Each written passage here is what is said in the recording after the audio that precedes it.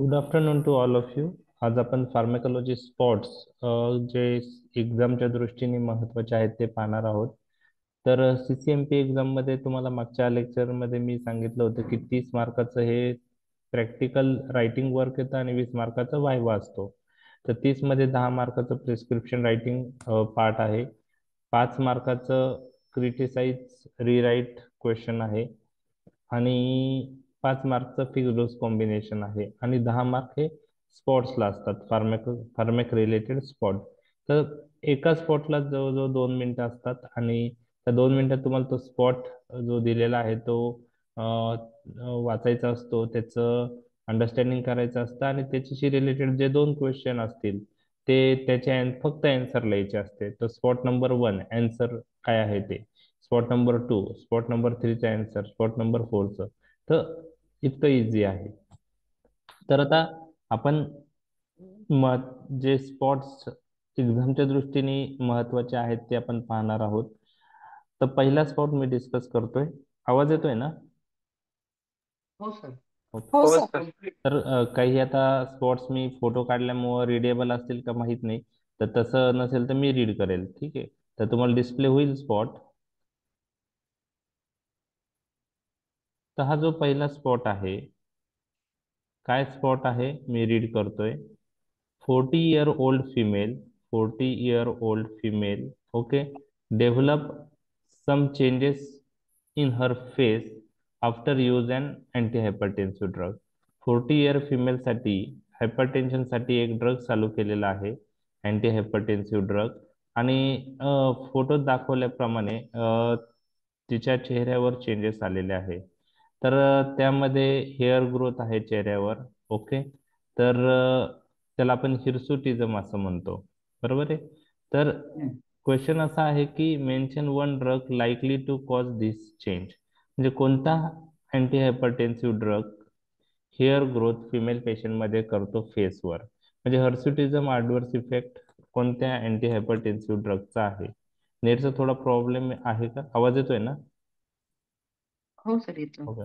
तर which anti hypertensive drug सोप्या भाषेत सांगायचं म्हणजे increase hair growth on face in female portion, किंवा which anti hypertensive drug produce hirsutism adverse effect.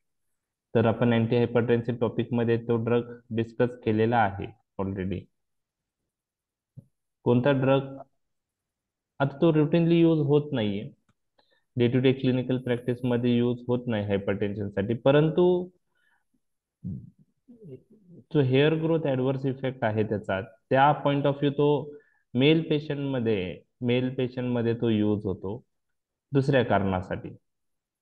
तर असा ड्रग कोणता आहे? Minoxidil. Yes, minoxidil is the correct answer. Minoxidil नावाचा जो ड्रग आहे, this is a arteriodilator we use in the treatment of hypertension. It is not a first line antihypertensive drug, minoxidil. And this minoxidil responsible for hair growth in a female on face, that is known as hirsutism. So पहिलेच answer, mention a drug likely to cause the change. Answer is minoxidil. Question 2 is, can you use this adverse effect for some clinical use by different route of administration? तर याचा answer yes आहे. आपण topical minoxidil baldness, male type of baldness किंवा ॲलोपेशियासाठी use करतो. तर topical use of minoxidil तुम्हाला सर्वांना माहिती आहे, तर तो यूज तुम्हाला उलट माहित आहे. तर हा झाला स्पॉट 1. लक्षात आलं स्पॉट 1? Yes sir. ओके, समजलाय? ओके, ठीक आहे. हो सर. ओके. तर आता आपण नेक्स्ट स्पॉट्सकडे जाऊया. हम्म. हा स्पॉट आहे, हे पिक्चर आहे. ओरल कॅव्हिटी, त्यात तुम्हाला गम्स दिसत आहे, टीथ दिसत आहे, गमचं स्वेलिंग झालेलं आहे. आणि क्वेश्चन असा आहे की patient complain of attack of conversion of and of. He was diagnose as a case of grand माल इपिलेप्सी. म्हणजे पेशंटला ग्रँड माल इपिलेप्सी डेव्हलप झाली होती.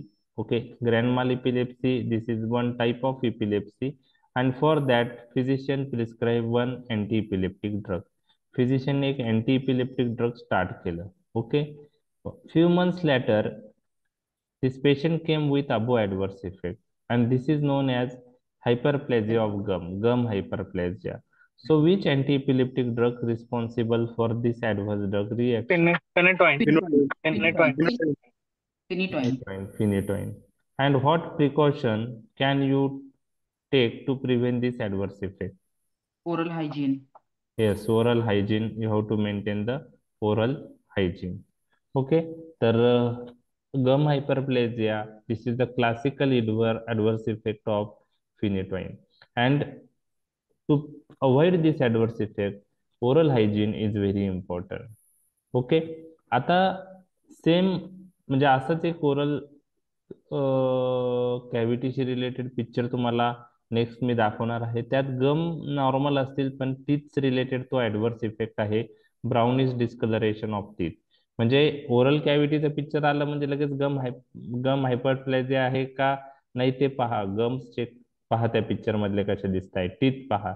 आता इथं टीथ सर्व व्हाईट आहे म्हणजे टीथ रिलेटेड काही साईड इफेक्ट नाहीये, परंतु गम स्वोलन दिसत आहे, हायपरप्लेजिया दिसते, तर it is due to phenytoin. Okay. आणि ब्राऊन डिस्कलरेशन ऑफ टीथ असा एक ऍडव्हर्स इफेक्ट पण ओरल कॅव्हिटी टीथशी रिलेटेड आहे. त्यात टेट्रासायक्लिनमुळे जो होतो ब्राउनिश डिस्कलरेशन और yellowish discoloration of the teeth, ते आपण नंतर पाहणारच आहोत. तर स्पॉट नंबर 2 लक्षात आलाय? हो सर. Yes, sir. ओके. तर आपण काय करूया, हे सगळे स्पॉट डिस्कस करूया, त्यानंतर मी तुम्हाला पीडीएफ देईल, तुम्ही त्याचे आन्सर तयार करा. ठीक आहे. ज्याला शक्य आहे त्यांनी स्पॉट 1चा आन्सर हे आहेत, स्पॉट 2चं हे आहे, त्याची एक पीडीएफ बनवून टाका म्हणजे तुम्हाला कधीही ते रिवाइज करता येतील. तर तिसरा स्पॉट. ओके. खूप इझी आहे. A patient is prescribe insulin therapy. After 3 years of use of insulin, he reports to your OPD with complaints that he has developed pits in his thigh. Okay. Picture दाखवलेला आहे, थायवर असे pits आलेले आहे. What is the cause? What important instruction should have been given to avoid this condition? So हे काय आहे, कोणता ऍडव्हर्स इफेक्ट आहे इन्सुलिनचा? Tissue dystrophy. Yes, insulin. Lipodystrophy. Yes, insulin induced lipodystrophy. Insulin induced lipodystrophy. What important adverse instruction should have been given to avoid this adverse effect? Change the site every Use time. insulin at different site. Yes. So to avoid that, use insulin by different or during use of insulin use different site. So abdomen, round the clock injection तुम्ही use करू शकता, देऊ शकतात. Okay. त्यानंतर थाय आहे, arm आहे, back आहे. तर जेव्हा सबक्युटेनस इंजेक्शन इन्सुलिनचं आपण एकाच साईटला देतो त्यावेळेस हे पिट्स डेव्हलप होतात, त्याला इन्सुलिन इंड्यूस लायपोडिस्ट्रॉफी म्हणतो आपण. ओके. आणि ते प्रिव्हेंट करायचं असेल तर आपल्याला इन्सुलिनचे जे इंजेक्शनचे साईट आहे ते रेग्युलरली चेंज करणं गरजेचं आहे. एकाच साईटला कंटिन्यू इन्सुलिन दिल्याने ही ऍडव्हर्स इफेक्ट होतो. आणि हा बेसिकली जे ओल्डर प्रिपरेशन होते, कन्व्हेन्शनल इन्सुलिन प्रिपरेशन, त्याच्याबरोबर जास्त दिसून येतो. तर हे इन्सुलिन इंड्यूस लायपोडिस्ट्रोफीचा ऍडव्हर्स इफेक्ट आहे आणि आपल्याला साईट ऑफ इंजेक्शन ते आहे ते रेग्युलरली चेंज करणं गरजेचं आहे. तर बस स्पॉट्स आपले जवळजवळ तीन तीन झालेत. म्हणजे तुमचं फार्मॅकोलॉजीचं नॉलेज तुम्हाला इथे अप्लाय करायचंय. स्पॉट्स मध्ये असं काहीतरी नवीन गोष्ट काही नसणार आहे, म्हणजे तुम्हाला फक्त ऍप्लिकेशन्स आहे. ओके. चौथा स्पॉट. स्पॉट असा आहे की 40-year-old फिमेल पेशंट आहे, presented clinic with complaints of restlessness, weakness and nervousness. तर 48 year मेल क्लिनिकला आलेला आहे, त्याला रेस्टलेसनेस आहे, वीकनेस आहे, नर्वसनेस आहे, पल्स रेट 138 पर मिनिट आहे, म्हणजे पल्स रेट वाढलेला आहे. आणि टेम्परेचर 100 डिग्री फॅरेनहाइट आहे टेम्परेचर आहे. आणि तुम्ही जर पिक्चर बघितलं ते तर थोडं एक्झोथॅलॅमस सारखं पण पिक्चर आहे पहा, डोळे असे प्रोट्रुडिंग आहे. तर name one medication which will decrease the synthesis of the substance responsible for the above condition. आणि name one medication which can produce symptomatic relief in this patient. तर पहिले तुम्हाला हे डायग्नोज झाला पाहिजे की हा पेशंट कशाचा आहे. 48-year-old प्रेझेंट पेशंटला restlessness, weakness, Hypothyroidism. Hyperthyroidism sir. Hypothyroid. Pulse Hyperthyroidism. Pulse rate 138 आहे, 100 पेक्षा जास्त. Hyperthyroid. Hyperthyroid. So this is a case of hyperthyroidism. Exophthalmos पण पाय मी तुम्हाला म्हणलो डोळे बाहेर आल्यासारखे वाटत so this is a case of hyperthyroidism. आणि हायपरथायरॉइडिझमच्या ट्रीटमेंटसाठी कोणते ड्रग यूज करता हे नॉलेज तुम्हाला आहेच. मग तुम्हाला असं द्यायचं आहे की तो T3 T4 हार्मोनची सिंथेसिस कमी करणारा ड्रग द्यायचा आहे. बरोबर आहे. मग T3 T4 हार्मोनची सिंथेसिस साठी जो एन्झाईम आहे महत्वाचा, ओके, तो आपल्याला माहिती आहे थायरॉइड परऑक्सिडेज, आणि तो इनहिबिट करणारे ड्रग्स, ओके, सिंथेसिस थायोअमाइड्स किंवा त्याला आपण थायरॉइड परऑक्सिडेज इनहिबिटर्स असं म्हणतो. तर त्यामध्ये मेथीमॅझोल आहे, कार्बिमॅझोल आहे, प्रोपिल थायोयुरॅसिल आहे. तर तुम्ही कोणतंही नाव पहिल्याच्या आन्सर मध्ये लिहू शकता. म्हणजे name one medication which will decrease synthesis of substance responsible for three. Hyperthyroidism हा T3 T4 हार्मोन जास्त झाल्यामुळे होतो, आणि त्याची सिंथेसिस कमी करणाऱ्या ड्रगचा ग्रुप जो आहे थायोअमाइड आहे, त्यालाच थायरॉइड परऑक्सिडेज इनहिबिटर असेही म्हणतात. ओके. आणि त्यामध्ये प्रोपिल थायोयुरॅसिल, ओके, प्रोपिल थायोयुरॅसिल, मेथीमॅझोल आणि कार्बिमॅझोल हे ड्रग येतात. त्यापैकी एक कोणताही ड्रग लिहा, तुमचा आन्सर बरोबर येईल. Name one medication which can produce symptomatic relief. Symptomatic relief साठी कोणता ड्रग तुम्ही देणार? Beta blocker. येस. प्रोपॅनॉल. त्यामध्ये कोणतं beta blocker? Propranolol, non selective beta blocker, जे पल्स हार्ट रेट कमी करेल, त्याचप्रमाणे जे ट्रिमर्स असतात ते कमी करेल. बरोबर आहे. तर प्रोपॅनॉलॉल वी प्रेफर्ड. ओके. तर non selective beta blocker propranolol we should preferred. Okay. तर ते आपण पाहिलेलं आहे बीटा ब्लॉकर्स मध्ये प्रोपॅनॉलॉलचा यूज मध्ये हायपरथायरॉइडिझम, ओके, थायरॉइड स्टॉर्म म्हणतो आपण, ओके, आणि त्यामध्ये प्रोपॅनॉलॉल आपण सिम्टमॅटिक इम्प्रुव्हमेंटसाठी देतो. आणि आपण पाहिलेलं आहे हायपरथायरॉइडिझमचे सिम्पटम्स हे मेजॉरिटी सिम्पटम्स सिम्पॅथेटिक सिम्पटम्स असतात, आणि ते कमी करण्यासाठी आपल्याला सिम्पॅथोलायटिक ड्रग देणं गरजेचं आहे. Beta blocker propranolol is use for symptomatic improvement in this patient. लक्षात आला हा स्पॉट 4 नंबरचा? हो सर. ओके. ओके. आता मी डिस्कस केलेलं दुसरं जे गम ओरल कॅव्हिटीशी रिलेटेड आहे. A child develop changes in colour of teeth following some use of drug. Identify the condition. Name a drug which can produce this condition. तर this is brownish discoloration of teeth. Okay. The yellowish brown discoloration of teeth is an adverse effect of which drug? Tetracycline. Tetracycline. And it is due to deposition of tetracycline in the teeth. Tetracyclines have ability to form complex with calcium, and we know that in the teeth calcium is present in sufficient quantity. So this tetracycline form complex with this calcium and deposited in the teeth, and it results in yellowish brown discoloration of teeth. So name one drug which have identify the condition yellowish brownish discoloration of teeth, आणि name one drug tetracycline, ऑक्सिटेट्रासायक्लिन, डॉक्झीसायक्लिन तुम्ही त्यात लिहू शकतात. And this is the reason tetracycline is contraindicated in children below 6 years of age. Also, it is contraindicated during pregnancy. Okay. So bone and teeth development is affected. Okay. And what are the other adverse effect of tetracycline? We have discussed this with mnemonic. Dose related adverse effect. Kapil Dev आठवतंय तुम्हाला?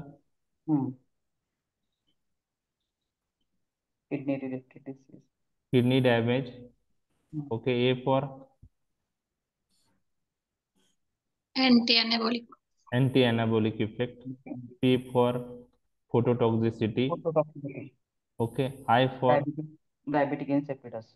diabetes insipidus. L for liver damage.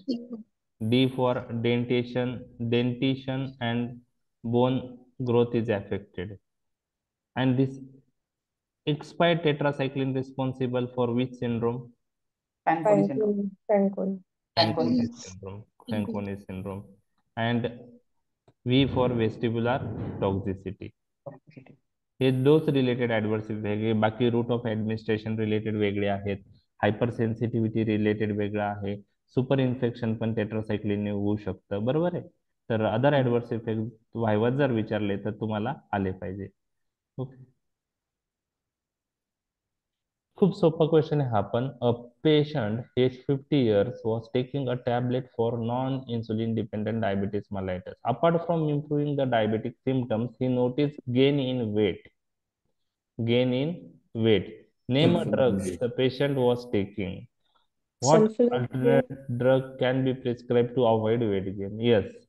तर जे weight gain करणारे drug आहे non insulin diabetes मालायटिस मध्ये जे weight gain करतात त्यामध्ये कोणता कोणता? पायोग्लुटाझोन आणि सल्फोनिलुरिया. येस, सल्फोनिल्युरिया आहे आणि पायोग्लिटाझोनने पण वेट गेन होतं. तर दोन्ही आहे, दोन्ही बरोबर आहे. तर सल्फोनिल्युरिया, त्यामध्ये नाव पण लिहा तुम्ही, ग्लिमेपिराइड, ग्लिपिझाइड, म्हणजे मार्क्स पण द्यायला इझी होऊन जातं. कारण ड्रग विचारले, ग्रुप नाही विचारला. तर ग्लिमेपिराइड, किंवा ग्लिपिझाइड, ग्लायक्लाझाइड तुम्ही लिहू शकता. आणि what alternative drug can be prescribe to avoid weight gain? तर त्यामध्ये तुम्ही metformin is consider as weight neutral nowadays. ज्यावेळेस मी सेकंड इयरला होतो तेव्हा तो वेट रिड्युसिंग असं समजायचे किंवा तसं हे होतं. पण आत्ताच्या जे American heart diabetic association guidelines आहे तर मेटफॉर्मिन वेट न्यूट्रल आहे, बरोबर आहे. DPP-4 इन्हिबिटर्स आहेत ते पण वेट न्यूट्रल आहे. आणि वेट कमी करणारे जे आहेत त्यामध्ये SGLT2 वाले. SGLT2 इन्हिबिटर्स आणि GLP-1 अॅनालॉग. ओके, तर इथं तुमच्याकडून एक्सपेक्टेड आहे metformin. What alternative drug can be prescribe to avoid weight gain? तर वेट न्यूट्रल असणारा ड्रग दिला तरी चालेल, मेटफॉर्मिन. लक्षात आलं? आता हे जे GLP-1 अॅनालॉग्स किंवा SGLT2 इन्हिबिटर ते वेट रिड्यूस करतात, हे आन्सर लिहिले तरी पण बरोबर आहे. ओके, पण त्यावेळेस आता जेव्हा हे क्वेश्चन्स बनवले खूप वर्षापूर्वीपासून हे क्वेश्चन्स रिपीट होत आहेत, तर त्यामध्ये वेट न्यूट्रल किंवा वेट रिड्युसिंग किंवा वेट गेन असे काही कन्सेप्ट नव्हते. एक तर वेट गेन किंवा वेट लॉस. तर name the drug which increase weight in case of treatment of diabetes. तर सल्फोनिलुरिया बरोबर आहे, पायोग्लिटॅझोन बरोबर आहे. अजून कोणता ड्रग वेट गेन करतो डायबिटीसच्या ट्रीटमेंटमध्ये? इन्सुलिन. येस, इन्सुलिन एक वेट गेन करतो. लक्षात आलं? आणि DPP-4 इन्हिबिटर, मेटफॉर्मिन, हे काय आहे? वेट न्यूट्रल आहे. न्यूट्रल करतात. म्हणजे वाढवत नाही किंवा कमी नाही करत. आणि कमी करणारे जे ड्रग आहेत त्यामध्ये SGLT2 इन्हिबिटर आणि GLP-1 अॅनालॉग्स. इनफॅक्ट GLP-1 अॅनालॉग्स काही मेट्रो सिटीमध्ये ओबेसिटीच्या ट्रीटमेंटमध्ये पण यूज करतात, एक्झेनाटाइड लाईक ड्रग जे आहेत. ओके, ठीक आहे, लक्षात आलं? हे स्पॉट खूप इझी आहे. Spot number 6 per. A patient was taking 7 नंबरचा spot. A patient was taking some tablet for hypertension. He complained of dry cough to his physician after some time. Name the drug which the patient was taking. Mention one more use of this drug.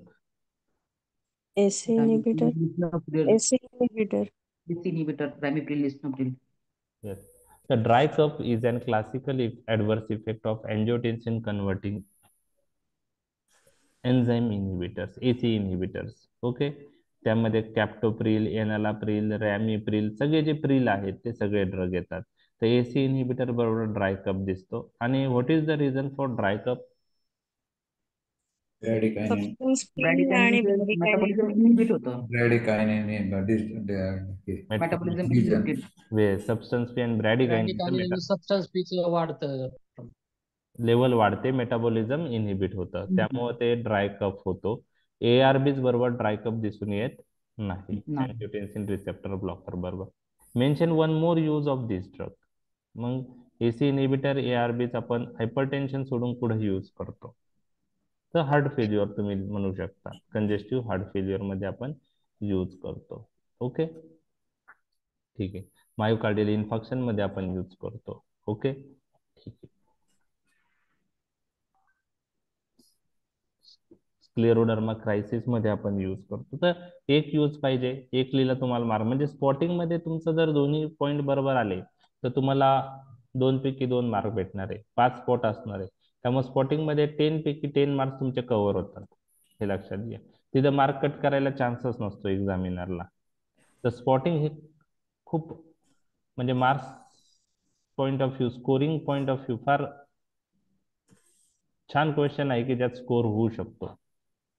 Okay, already आपण discuss केला आहे. A child age 12 years was given some drug for grand mal epilepsy. After a few months of use, the child developed gum hyperplasia. Name the drug which the child was taking. Answer is phenytoin. What measures should be taken to prevent this oral hygiene? तर already discuss झालाय. A child aged 3 years prescribed some tablet for 15 days for enteric fever. After few months, the parents of the child noticed that child was unable to walk properly. Name a drug taken by the child and what precaution could be taken by the physician. म्हणजे 3 वर्षाच्या मुलाला एंट्रिक fever साठी एक antibiotic use केलेला आहे आणि use केल्यानंतर काही महिन्यानंतर पॅरेंटने असं नोटीस केलं की त्या चाइल्डला व्यवस्थित चालता येत नाही. तर कोणत्या ड्रग? क्विनोलोन्स. Yes, correct. कोणता? Quinolones. Very good, fluoroquinolones. Immunoglobulin. Okay, तर फ्लुरोक्विनोलोन्स. ओके, फ्लुरोक्विनोलोन्स. तर तुम्हाला माहिती आहे फ्लुरोक्विनोलोन्स जे आहे टेंडनायटिस, टेंडन रप्चर, कार्टिलेज डॅमेज असे ऍडव्हर्स इफेक्ट करतात. आणि आयडियली फ्लुरोक्विनोलोन्स हे 18 वर्षाच्या आधी अवॉइड केले पाहिजे. म्हणजे हे रिलेटिव्ह कॉन्ट्राइंडिकेशन आहे. जर अदर ड्रग्ज अवेलेबल असतील अल्टरनेटिव्ह, तर go for other alternative drugs. म्हणजे आता आपल्याकडं 3rd जनरेशन सिफेलोस्पोरिन आहेत, मग आपण ते यूज केले पाहिजे. जर अल्टरनेटिव्ह ड्रग अवेलेबल नाही आणि फक्त फ्लुरोक्विनोलोनलाच सेन्सिटिव्ह येतो ऑर्गॅनिझम, तर त्यावेळेस आपल्याला ऑप्शन नसल्यामुळं आपण फ्लुरोक्विनोलोन्स यूज करू शकतो. म्हणजे below 18 years fluoroquinolones are relatively contraindicated. ठीक आहे, तर त्यामुळं फ्लुरोक्विनोलोन त्या पेशंटमध्ये अवॉइड केले पाहिजे होते आणि त्याच्याऐवजी काय यूज केलं पाहिजे होतं? 3rd generation cephalosporin. लक्षात आला हा स्पॉट नंबर 9? ह्याचं ते सेकंड आन्सर त्याच्यामध्ये चेंज द ड्रग असेल ना sir? What precaution could be taken by the physician? Yes. त्यांनी instead of fluoroquinolone in children, better to use the physician would have used this 3rd generation cephalosporin. Okay. ठीक आहे, okay. हा पण spot खूप easy आहे. A doctor injected some drug to a patient for pneumonia. Within few minutes after injection, the patient developed bronchospasm and died. So this is a case of immediate type of hypersensitivity reaction. The doctor wanted to give some more injection to save the patient. However, drug was not with him. तर न्यूमोनियासाठी डॉक्टरांनी एक drug दिलं. न्यूमोनियासाठी ते drug दिल्यानंतर suddenly पेशंटला ब्रॉन्कोस्पाझम develop झाला आणि patient मृत्युमुखी पावला.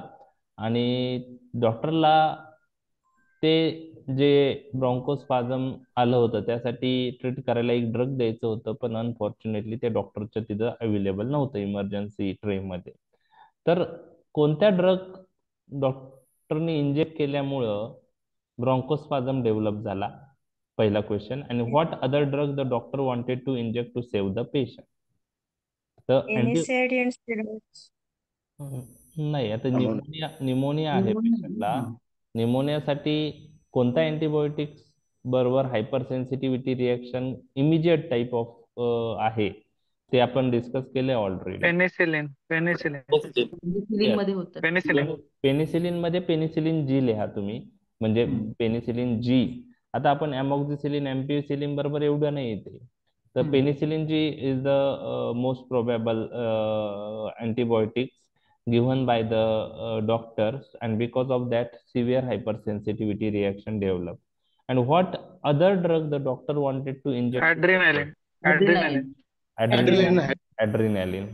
तर पहा हे हे it is just application of your knowledge spot मध्ये.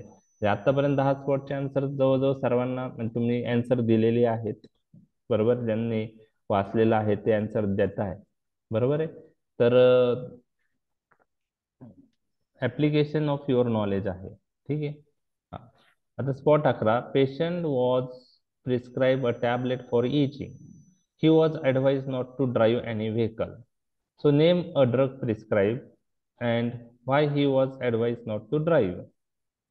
तर पेशंटला इचिंग साठी एक टॅबलेट प्रिस्क्राईब केली आणि त्याला सांगितलं की तुम्ही पण कोणती याच्याच vehicle, H1 blocker. Yes, vehicle चालवायची नाही. इचिंग जे आहे त्यासाठी आपण कोऑर्डिनेशन होईल. हा, इचिंग साठी आपण अँटीहिस्टॅमिनिक ड्रग यूज करतो, H1 अँटीहिस्टॅमिनिक. त्यामध्ये 2 ग्रुप आहे, फर्स्ट जनरेशन आणि second generation.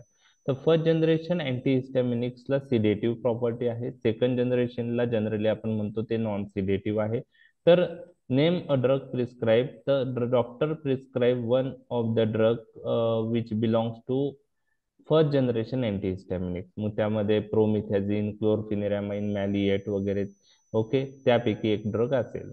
Okay. And why he was advise not to drive, तुम्हाला सांगावं लागेल की first generation antihistaminics have sedative properties and due to that जे हे जे आहे fine skill may affected and that's why better to avoid driving of vehicle और any work related with machinery. लक्षात आलं हे? ते 11 नंबरचा spot. 12 number, an old male patient is 70 years was taking some drugs for depression. An old male patient is 70 years was taking some drugs for depression. One day he was admitted in the hospital due to acute urinary retention. Name one drug used by the patient. What drug will you prescribe to treat acute urinary retention without catheterization? म्हणजे 70 वर्षाच्या mail पेशंटला डिप्रेशनसाठी drug चालू केलेला आहे आणि त्यानंतर त्या पेशंटला युरिनरी रिटेन्शन डेव्हलप झालेलं आहे. तर मग आता कोणता अँटी डिप्रेशन ड्रग हे युरिनरी रिटेन्शन ऍडव्हर्स इफेक्ट करतात? तर अँटी डिप्रेशन ड्रगच्या बरोबर, ट्रायसायक्लिक अँटी डिप्रेशन मध्ये जे ड्रग येत आणि Yes. Urinary tricyclic anti depression drug आहेत. तर डिप्रेशनसाठी आपण tricyclic anti depression drug use करतो. ओके, त्यात इमिप्रॅमाइन, ओके, त्यानंतर ॲमिट्रिप्टिलिन असे ड्रग्ज येतात. तर हे जे ट्रायसायक्लिक अँटी डिप्रेशन ड्रग आहेत, हा एक ग्रुप आहे डिप्रेशनच्या ट्रीटमेंटसाठी. दुसरा जो ग्रुप आहे त्याला आपण SSRI म्हणतो, सिलेक्टिव्ह सिरोटोनिन रिअपटेक इन्हिबिटर. आणि त्यामध्ये ते ऍक्च्युली जास्त यूज होतात आता डे टू डे क्लिनिकल प्रॅक्टिसमध्ये. त्यात फ्लुऑक्सिटिन, सिटॅलोप्राम, सिटॅलोप्राम असे काही ड्रग आहेत. तर ट्रायसायक्लिक अँटी डिप्रेशन ड्रग जे आहेत त्यांना ऍडिशनल अँटीकोलिनर्जिक प्रॉपर्टी आहे. आणि ज्या ड्रगला अँटीकोलिनर्जिक प्रॉपर्टी असतात, ॲट्रोपिन अँटीकोलिनर्जिक ड्रग आहे, त्याचा ऍडव्हर्स इफेक्ट काय? Urinary retention. तर हे अँटी डिप्रेशन ड्रगला, ट्रायसायक्लिक अँटी डिप्रेशन ड्रगला ऍडिशनल अँटीकोलिनर्जिक प्रॉपर्टी आहे आणि त्याच्यामुळं युरिनरी रिटेन्शन हे ट्रायसायक्लिक अँटी डिप्रेशन ड्रग मुळे होऊ शकतात. तर ड्रगचं नाव तुम्ही देऊ शकता तिथं, okay, imipramine, amitriptyline, okay, tricyclic anti depression. How will you treat this? तर युरिनरी रिटेन्शनसाठी तुम्ही कोणता ड्रग देणार ज्याने ब्लॅडरचं कॉन्ट्रॅक्शन होईल, आणि ट्रायगोन रिलॅक्स होईल, म्हणजे डेट्रुजल मसल कॉन्ट्रॅक्ट होईल आणि ट्रायगोन रिलॅक्स होईल. कोणतं? बरोबर, टॅम्सुलुसिन. ओके, टॅम्सुलुसिन ठीक आहे, पण त्याच्याऐवजी अजून कोणतं? बॅथेनिकॉल जे ड्रग होतं. बिथॅनिकॉल. ओके, बिथॅनिकॉल म्हणजे कोलिनर्जिक अगोनिस्ट सांगितलेलं आहे तुम्ही. किंवा आपण फायझोस्टिग्मिन देऊ शकतो किंवा निओस्टिग्मिन देऊ शकतो ना. तर निओस्टिग्मिन आपल्याला पेरिफेरल ऍक्शन पाहिजे ना, तर निओस्टिग्मिन दिल्याने काय होईल? ऍसिटिल कोलिनची लेवल वाढेल. निओस्टिग्मिन ऍसिटिल कोलिनचं मेटाबॉलिझम इनहिबिट करेल आणि ऍसिटिल कोलिन ह्या ड्रग बरोबर कम्पीट करून त्या रिसेप्टरवर ऍक्ट होऊन डेट्रोजल कॉन्ट्रॅक्ट करेल आणि स्पिंक्टर रिलॅक्स करेल. रिलॅक्स करेल. तर बिथेनिकॉल पण करेक्ट आन्सर आहे किंवा निओस्टिग्मिन पण करेक्ट आन्सर आहे. लक्षात आलं? कारण युरिनरी रिटेन्शन कशामुळे होत आहे? अँटीकोलिनर्जिक प्रॉपर्टी. अँटीकोलिनर्जिक प्रॉपर्टीमुळे. मग अँटीकोलिनर्जिक म्हणजे कोलिनर्जिक सिस्टीम ब्लॉक झाल्यामुळे. मग आता आपल्याला कोलिनर्जिक सिस्टीमची ऍक्शन वाढवणारे ड्रग देणं गरजेचे आहे. मग आयडियल त्याच्यात सगळ्यात बेस्ट आहे बिथेनिकॉल आणि किंवा बिथेनिकॉल किंवा निओस्टिग्मिन. ओके, लक्षात आलं? Yes.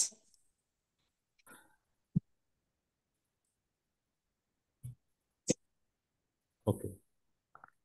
13 number question. The child was prescribed an oral medication for the management of congenital disorder. Okay. 3 months later, the child came with puffiness of face. Identify the adverse drug reaction.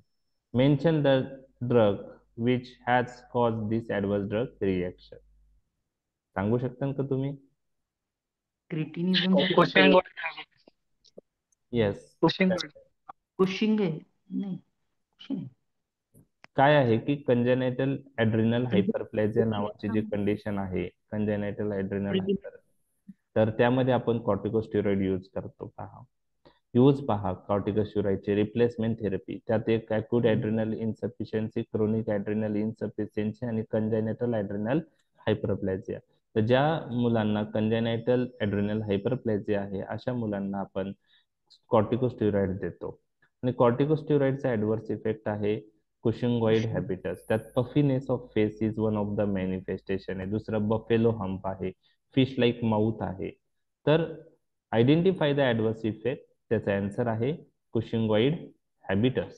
काय आहे? कुशिंगॉइड हॅबिटस. आणि कुशिंगॉइड हॅबिटस हे कशामुळे झालेलं आहे? कोणत्या ड्रगमुळं? Corticosteroid. मग एखादं कॉर्टिकोस्टेरॉइड तुम्ही लिहू शकता. कुशिंगॉइड हॅबिटस, हायड्रोकॉर्टिसॉन या प्रिडनिसोलॉन. ओके, कुशिंगॉइड हॅबिटस. लक्षात आलं? हे समजलंय? हो सर. ओके.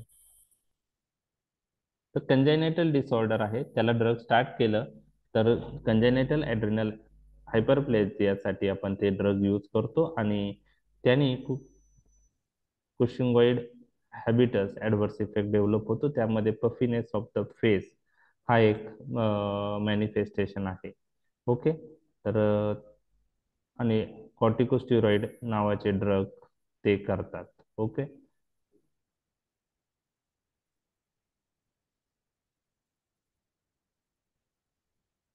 ओके.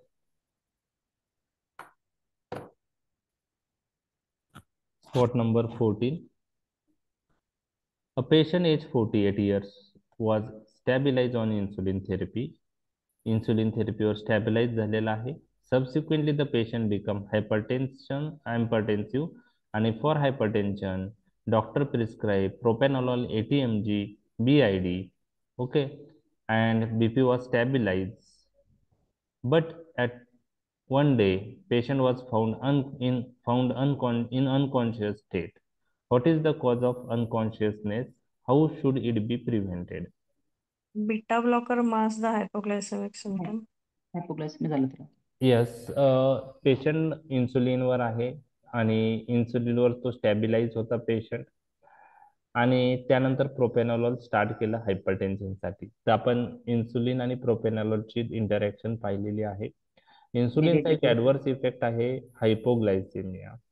तर हायपोग्लायसेमिया जेव्हा डेव्हलप होतो तेव्हा हायपोग्लायसेमिक सिम्पटम्स येतात. त्यात पाल्पिटेशन आहे, ट्रिमर्स आहे, ओके, टॅकिकार्डिया आहे. तर हे वॉर्निंग साईन्स आहे, सिम्पटम्स आहेत हायपोग्लायसेमियाचे. पेशंटला जेव्हा हे सिम्पटम्स येतात, पेशंटला कळतं की आपण हायपोग्लायसेमियात चाललोय आणि त्यावेळेस पेशंट काय करतो की काहीतरी गोड खाण्याचा प्रयत्न करतो किंवा घेतो, ज्याने शुगर मग वाढण्यास मदत होते. पण जर पेशंट बीटा ब्लॉकर्सवर असेल, ओके, तर बीटा ब्लॉकर्सवर असेल तर हे जे साइन्स सिम्पटम्स आहे हायपोग्लायसेमियाचे, पाल्पिटेशन, ट्रिमर्स, ओके, टॅकिकार्डिया, हे काय होतील? मास्क होतील. आणि अजून एक आहे, जेव्हा पेशंट हायपोग्लायसेमिया मध्ये जातो त्यावेळेस जेव्हा आपल्या बॉडीला लक्षात येतं की पेशंट आपल्या काहीतरी शरीरातली शुगर कमी होतीये, त्यावेळेस बॉडी आपली शुगर वाढवण्याचा प्रयत्न करते. आणि ते कसं करते? By sympathetic releasing, by sympathetic Adrenaline. activation, there is release of adrenaline, which acts on beta 2 receptor present on the liver, and gluconeogenesis process is stimulated. Glycogenolysis process is stimulated. आणि त्याच्यामुळे glucose synthesis liver मध्ये वाढते, ग्लुकोजची level वाढते आणि glucose circulation मध्ये release होतो आणि त्यामुळे रिकव्हरी फास्ट होते. तर beta blockers also block recovery from hypoglycaemia. आणि त्याच्यामुळं पेशंट ची जी हायपोग्लायसिमिया मध्ये पेशंट जातो त्या पेशंटला जर नॉन सिलेक्टिव्ह बीटा ब्लॉकर चालू असेल प्रोपेनॉलॉल सारखे, तर पेशंट रिकवर लवकर होत नाही, शुगर त्याची वाढत नाही आणि हायपोग्लायसेमिक स्टेट ही तशीच राहते. आणि अजून कमी होत होत शुगर जेव्हा 40 पेक्षा कमी होते तेव्हा पेशंट अनकॉन्शियस स्टेटमध्ये जातो, त्याला हायपोग्लायसेमिक कोमा असं म्हणतात. तर हे कसं प्रिव्हेंट करू शकतो आपण? तर प्रोपेनॉलॉलच्या ऐवजी आपण दुसरा अँटी हायपरटेन्सिव्ह जर ड्रग यूज केला डायबेटिक पेशंटमध्ये तर बेटर राहतं. त्यामध्ये कॅल्शियम चॅनल ब्लॉकर आहेत, एसी इनिबिटर एआरबी तर बेस्ट आहे diabetic patient to treat hypertension point of view. लक्षात आलं? तर ते आपण यूज केले पाहिजे. आणि जर बीटा ब्लॉकरच यूज करायचे असेल तर मग आपण कार्डिओ सिलेक्टिव्ह कार्डिओ कार्डिओ केलं सिलेक्टिव्ह. पाहिजे. लक्षात आलं हे? हो sir. Yes, sir. Okay. A woman 29 years is taking oral contraceptive pill. One day during checkup, she is diagnosed as a case of pulmonary tuberculosis and prescribed following anti-TB drugs. रिफाम्पिस. आता हे old regimen आहे, त्यात मी detail जाणार नाही कारण आता आपण नवीन पद्धतीने ट्रीटमेंट देतो according to the weight band therapy. आणि त्यामुळं एकाच ड्रग मध्ये एकाच टॅबलेट मध्ये चारही ड्रग असतात. ओके. तर आता हे वेगवेगळे दाखवले तर just understanding question spotting point of view आहे हा. तर रिफाम्पिसिन 600, INS 300, पायरिझिनामाइड 750, इथॅम्ब्युटॉल 800 आणि pyridoxine 10 mg. What important adverse effects can occur with about treatment and can her oral contraceptive therapy fail आणि why? तर कोणते इम्पॉर्टंट ऍडव्हर्स इफेक्ट ह्या drug मुळे येऊ शकतात तर आपण डिस्कस केलं होतं. Contraceptive failure. Contraceptive Failure. fail होईल ते Failure. का आहे? Rifampicin is an enzyme inducer and due to that it increases metabolism of oral contraceptive pill and it results in oral contraceptive failure. 2 number क्वेश्चनचा answer तुम्हाला माहिती आहे आणि 1 नंबरच्या क्वेश्चनचा आन्सर पण माहिती आहे. ऍडव्हर्स इफेक्ट कोणते आहेत तर आयसोनियाझाइडचे कोणते, रिफाम्पिसिनचे कोणते. तर आयसोनियाझाइडचं जे आहे त्यात पेरिफेरल न्यूरोपॅथी आहे आणि हिपॅटायटिस आहे. ओके. तर पायरिडॉक्सिन देत असल्यामुळे त्याचे चान्सेस कमी पेरिफेरल न्यूरोपॅथीचे, पण हिपॅटायटिस एक आहे. रिफाम्पिसिनचा ऍडव्हर्स इफेक्ट मध्ये hepatitis, orange discoloration of urine आणि 3-4 सिंड्रोम आहेत. त्यात abdominal syndrome, respiratory syndrome, cutaneous syndrome आणि फ्ल्यू लाईक सिंड्रोम आहे. Like syndrome. Ethambutol optic neuropathy आहे आणि इथॅम्ब्युटॉल हायपरयुरेसेमिया आपण करतो. ओके. पायरिझिनामाइड त्याचं हायपरग्लायसेमिया आणि हायपर हेपॅटोक्सिसिटी. युरेसिमिया, हायपरग्लायसेमिया आणि हिपॅटायटिस इज अनदर प्रॉब्लेम.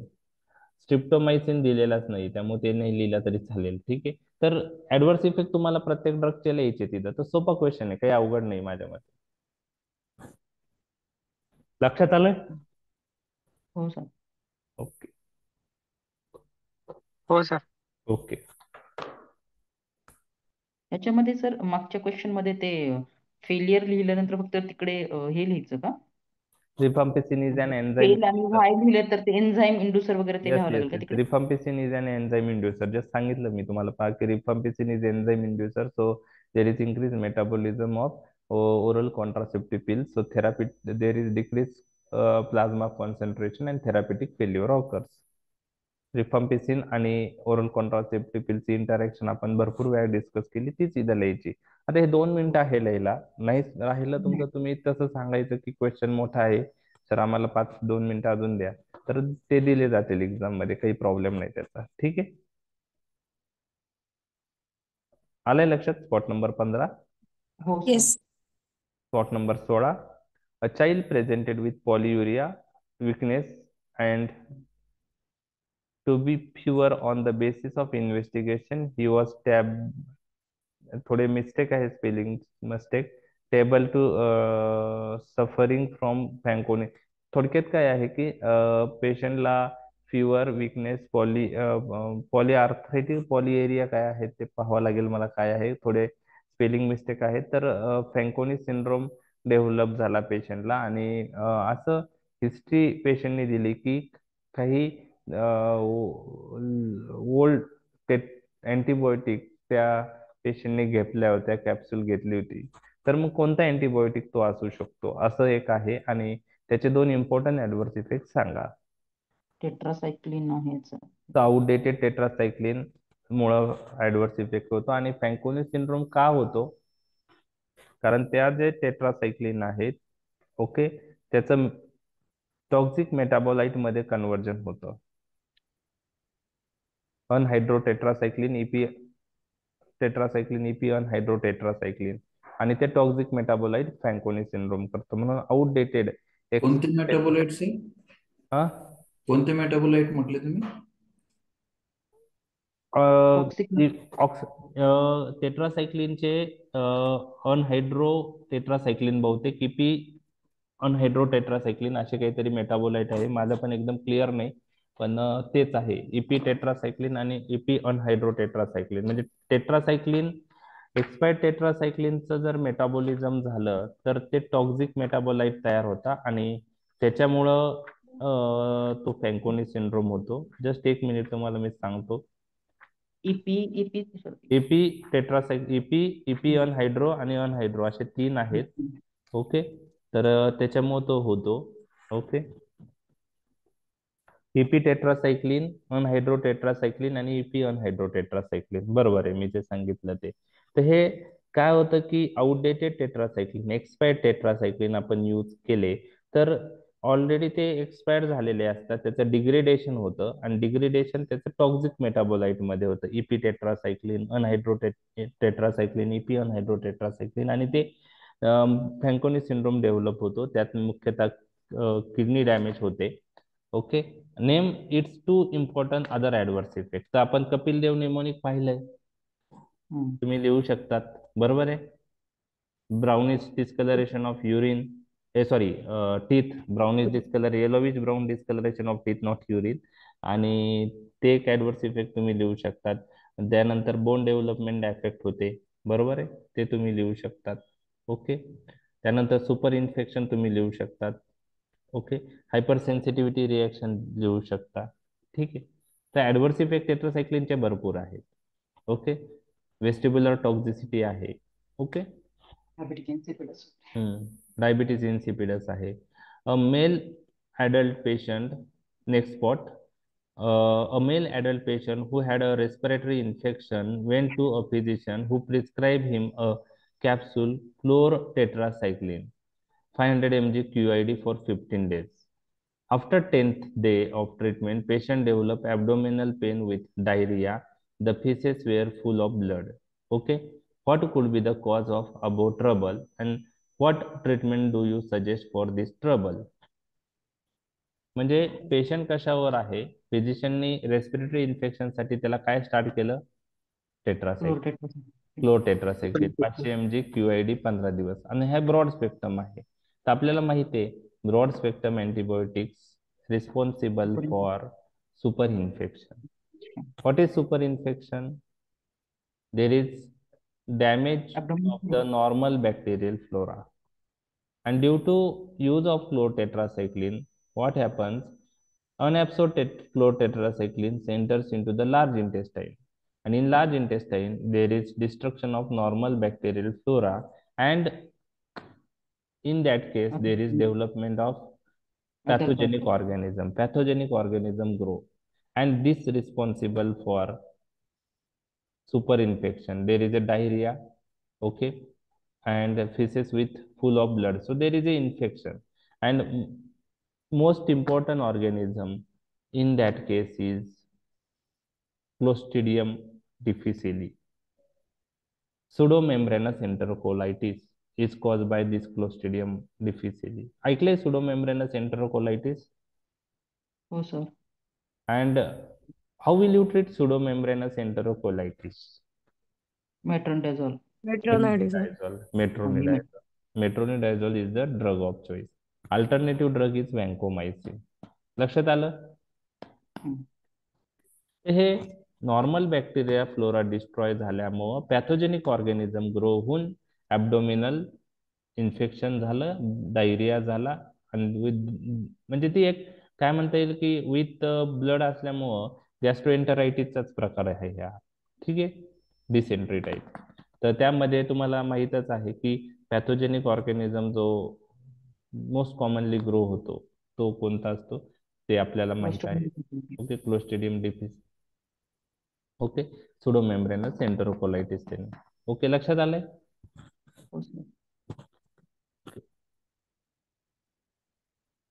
हो, थोडा आता हा अवघड क्वेश्चन आहे.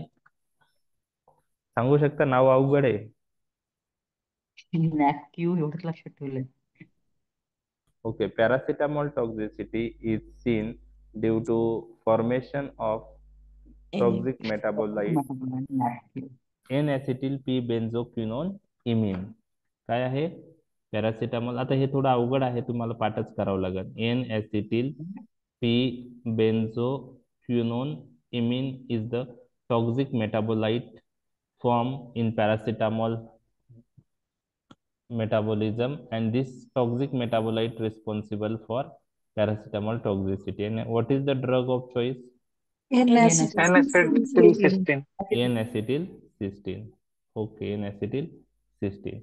The name active metabolite N-acetyl म्हणजे टेम ऍक्टिव्ह मेटाबोलाइट फॉर पॅरासिटामॉल टॉक्झिसिटी, त्याचा जो टॉक्झिक मेटाबोलाइट आहे तो आहे N-acetyl P-benzoquinone imine. नाही आठवलं तर शॉर्ट फॉर्म लिहून टाका. ठीक आहे, आणि हा नॅप बी क्यू आहे. ओके, आणि स्पेसिफिक ड्रग ट्रीटमेंट N-acetylcysteine आहे. Okay, next. समजतंय ना? खूप जास्त नाही होते ना? नाही सर. नाही सर, समजतंय समजतंय. ओके, नाही तर काय होतं की स्पॉट्स खूप झाले असं होईल. ओके, आता हे काय आहे की एका पेशंटला म्हणजे नाही, आता हे कसं एक्सपेरिमेंट, 2 मिनिटं. ह्युमन व्हॉलेंटियर मध्ये 2 ओके हा प्युपिल साईज वरचा एक्सपेरिमेंट आहे. राईट आय मध्ये ह्युमन व्हॉलेंटियरचा सलाईन ऍडमिनिस्टर्ड केलेला आहे आणि लेफ्ट आय मध्ये ड्रग एक्स दिलेला आहे. बरोबर आहे, आणि प्युपिल साईज मोजलेली आहे. तर राईट आय मध्ये सलाईन दिलेल्या आय मध्ये 0, 5, 10, 15, 60 मिनिटानंतर प्युपिलची साईज किती आहे? 7 mm. पण लेफ्ट आय मध्ये प्युपिलची साईज 7 mm होती, 5 मिनिटांनी 6 mm झाली, 10 मिनिटांनी 4 mm झाली, 15 मिनिटांनी 5 mm झाली. म्हणजे प्युपिलची साईज काय झालेली आहे? कमी झाली. म्हणजे कोणता ड्रग असेल तो? मिओटिक असेल का मिड्रेटिक? मिओटिक. मिओटिक. एक्झाम्पल एखाद्या मिओटिक ड्रगचं? पायलोकार्पिन. पायलोकार्पिन, फायझोस्टिग्मिन. आणि क्लिनिकल यूज काय असेल त्याचा?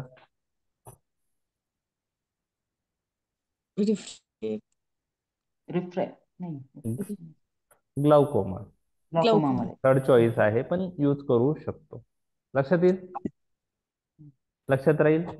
येस. ओके ओके, म्हणजे तुम्हाला ते कम्पेअर करायची साईज दोन्ही साईडच्या आई मध्ये. कधी कधी मिडरेटिक दिला तर मग प्युपिल साईज वाढलेली असते.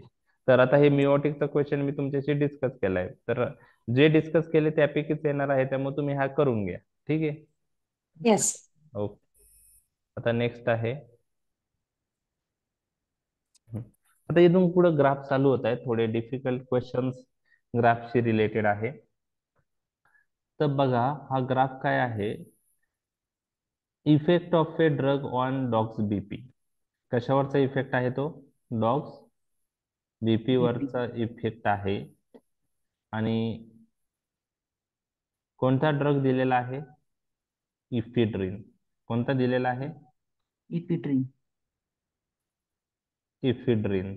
ओके, इफिड्रिन दिल्यानंतर बरोबर आहे 500 मायक्रोग्राम पर केजी दिलाय. बरोबर, ब्लड प्रेशर वाढलं, परत कमी झालं, परत दिला, परत वाढलं, कमी झाला, परत दिला, वाढला, कमी झाला, परत दिला, वाढला, कमी झाला. पण जो रिस्पॉन्स येतोय तो काय झालेला आहे? जो ब्लड प्रेशर इफिड्रिनचा इफेक्ट आहे राईज इन ब्लड प्रेशर, कमी व्हायला drug tolerance. Tolerance tolerance develop झाला. आणि रिपीटेडली जेव्हा आपण ड्रग देतो आणि टॉलरन्स डेव्हलप होतो, त्या त्या टॉलरन्सला आपण काय म्हणतो? एक नाव आहे, टॅकिफायलेक्सिस. टॅकिफायलॅक्सिस. काय म्हणतो आपण? टॅकिफायलॅक्सिस. आणि टॅकिफायलॅक्सिस हे इफिड्रिन, टायरामाइन ह्या ड्रगनी होतं. What is the underline mechanism for that? Tachyphylaxis साठी कोणतं मेकॅनिझम आहे ज्याने टॅकिफायलॅक्सिस होतो? ओके, ठीक आहे. तर आता इफिड्रिन नावाचा जो ड्रग आहे, एक म्हणजे मेकॅनिझम जर विचारला तर तुम्हाला एक लक्षात ठेवा, जर अगोनिस्ट आपण परत परत दिला तर सेन्सिटिव्हिटी ऑफ द रिसेप्टर काय होते? कमी होते. कमी होते. त्याला down regulation of the down receptor. Regulation तर ते एक रिझन असतं डेव्हलपमेंट ऑफ टॉलरन्स साठी. ओके, तुम्हाला मी टायरॅमिन सांगितलं होतं, ओके, आणि एम्फिटामाइन सांगितलं होतं. तर ते डायरेक्टली ऍक्टिंग आहेत का इनडायरेक्टली ऍक्टिंग आहे का मिक्स ऍक्टिंग आहेत? Tyramine, mix acting sir. Mix acting. Tyramine, amphetamine. ताई निमोनिक सांगितलं. Tyramine, indirectly amphetamine acting. Indirectly. Indirectly acting. हा. आणि जे हे होते मिक्स ऍक्टिंग, मिक्स ऍक्टिंग जे होते, ओके, त्यामध्ये मिफेंटरमाइन होतं, बरोबर, इफिड्रिन होतं, ओके, मिफेंटरमाइन होतं, इफिड्रिन होतं ना. हो. तर इमिडियट. मेड होतं, made mnemonic, made dopamine. Dopamine. Okay, तर मिफेंटरमाइन, इफिड्रिन. तर इफिड्रिन हा काय आहे? मिक्स ऍक्टिंग आहे. म्हणजे तो डायरेक्टली रिसेप्टरवर जाऊन अगोनिस्ट म्हणून पण कार्य करतो. तर ह्या इफिड्रिनला टॅकिफायलॅक्सिसचं रिझन एक आहे down regulation of the receptor. रिसेप्टरची सेन्सिटिव्हिटी कमी होते परत परत फास्ट यूज केलं तर. आणि दुसरं एक आहे की मिक्स ऍक्टिंग, याचा अर्थ आहे की हा डायरेक्टली ऍक्टिंग पण आणि इनडायरेक्टली ऍक्टिंग आहे. तर इनडायरेक्टली ऍक्टिंग म्हणजे कसा असतो तो? इफिड्रिन काय करतो? इफिड्रिन सिम्पॅथेटिक न्यूरॉन्स मध्ये जातो, ओके, सिम्पॅथेटिक न्यूरॉन्स मध्ये जाऊन प्री सिनॅप्टिक सिम्पॅथेटिक न्यूरॉन मध्ये जातो.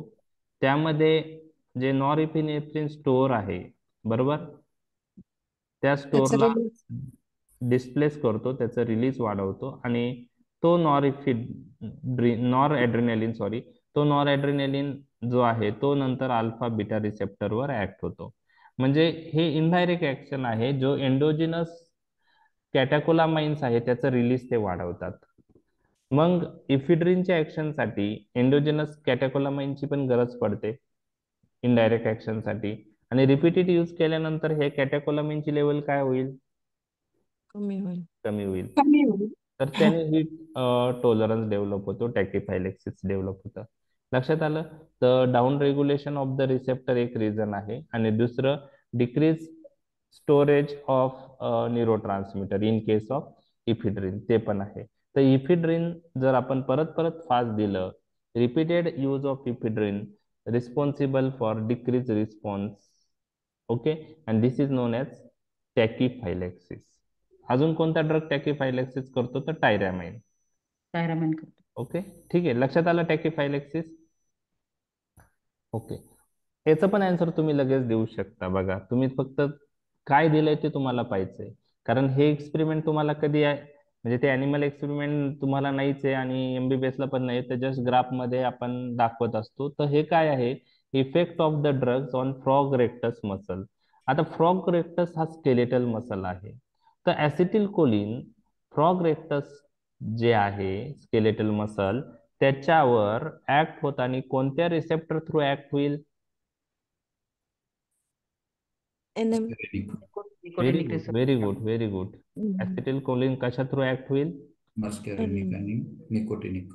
निकोटिन स्केलेटल मसलवर कोणते रिसेप्टर असेल? मस्कुरेनिक असतात का nicotinic?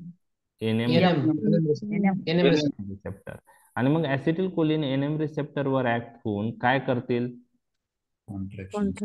Contraction of the skeletal muscle. Okay, NM receptor वर ऍक्ट होऊन. मग समजा आता 2 मायक्रोग्रॅमला दिलं, स्केलेटल मसलचं कॉन्ट्रॅक्शन एवढं झालं, आपण ग्राफ रेकॉर्ड केला. 4 मायक्रोग्रॅमला दिलं, इतकं आलं. त्यानंतर आपण ऍसिटिल कोलिन देण्याआधी आता हे ॲनिमल एक्सपेरिमेंट करताना जो रेक्टस मसल आहे डिसेक्ट करून आम्ही ऑर्गन बाथ मध्ये काढतो. ऑर्गन बाथ मध्ये तो लावतो टिश्यू आणि मग त्याचं कॉन्ट्रॅक्शन ग्राफवर रेकॉर्ड करतो. तर त्या ऑर्गन बाथ मध्ये ज्याच्यात तो टिश्यू आहे ठेव सस्पेंडेड, ओके, ते जे त्या ऑर्गन बाथ मध्ये त्या फ्लुइड मध्ये आधी डी ट्युबोक्युरॉलिन ऍड केला. काय केला? आता डी ट्युबोक्युरॉलिन. आता डी ट्युबोक्युरॉलिन नावाचा ड्रग काय करतो तुम्हाला माहिती आहे? Relax centre. नाही, काय करतो तो पण? तो काय आहे? Skeletal relax centre. पण कसा ऍक्ट होतो? ब्लॉक करेल तो. That is a neuromuscular blocker आहे ना तो. न्यूरोमस्क्युलर ब्लॉकर आहे तो. कोणता रिसेप्टर ब्लॉक करेल? NM receptor. NM receptor. कोलिनची ऍक्शन होईल का? नाही होणार, नाही होणार. मग ते दिल्या डी ट्युबोक्युरॉलिन ऍड केल्यावर परत ऍसिटिल कोलिन 2 मायक्रोग्रॅमला दिलं, ऍक्शन नाही आली. 4 ला दिलं, नाही आली. 16 ला दिलं, नाही आली. 32 मायक्रोग्रॅमला पण नाही आली. 64 मायक्रोग्रॅमला पण नाही आली.